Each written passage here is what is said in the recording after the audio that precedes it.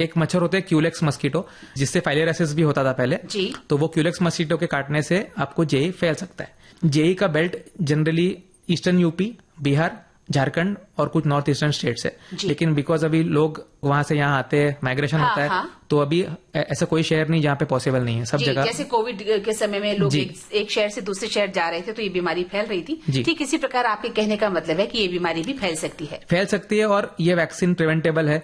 टीका लेने के बाद ऑलमोस्ट 100% आपको कुछ नहीं होगा, इतना उसका गारंटी है, तो टीका लेना बहुत जरूरी है इसके।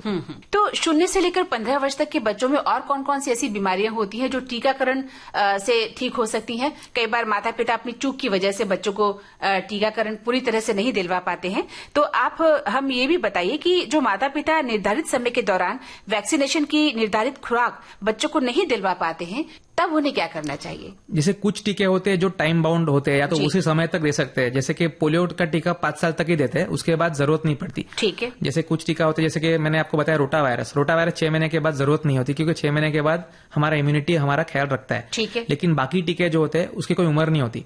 समझो आपने अगर 20 साल तक भी नहीं दिए तो आगे जाके आप कवरेज कर सकते हैं। अच्छा। तो जिसने भी मिस किया है मैं उनको ये बताऊंगा कि आप बिल्कुल देरी नहीं हुई, अभी भी आप ले सकते हैं जाके टीका। अच्छा, तो मतलब उसका फायदा आपको होगा, भले कम होगा, पर जानलेवा बीमारी नहीं लगेगी।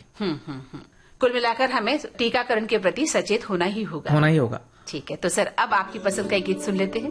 अलविदा from life in a metro please. पसंद थी आपकी, और अब हम बात करते हैं बच्चों के टीकाकरण पर।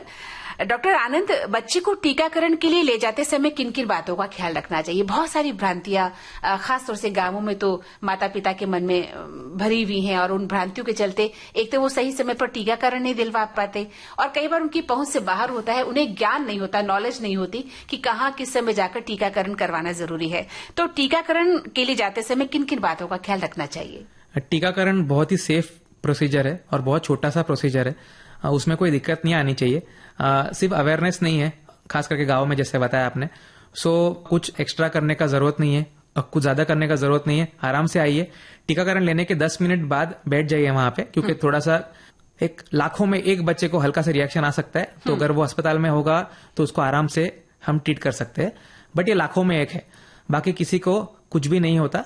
हल्के फुल्के साइड इफेक्ट, थोड़ा सा सूजन होना, हल्का सा बुखार आना, इतना हो सकता है, लेकिन जो वैक्सीन का एडवांटेज है, जो वैक्सीन के जो गुण है, वो अवगुण से बहुत बहुत बहुत ज्यादा है। जी, यानी वैक्सीनेशन के डर से जो माता पिता डर से नहीं डलवाते कि मृत्यु हो जाएगी बच्चे की, ऐसा कोई डर तो नहीं होता है ना? बीच में अफवाह आई थी कि मीजल्स का वैक्सीन देंगे तो आपको पैरालिसिस हो जाएगा। लेकिन ये सारे अफवाह है मैडम, ऐसा कुछ साइंटिफिक रिसर्च नहीं है। कोई भी वैक्सीन बहुत सालों की कड़ी तपस्या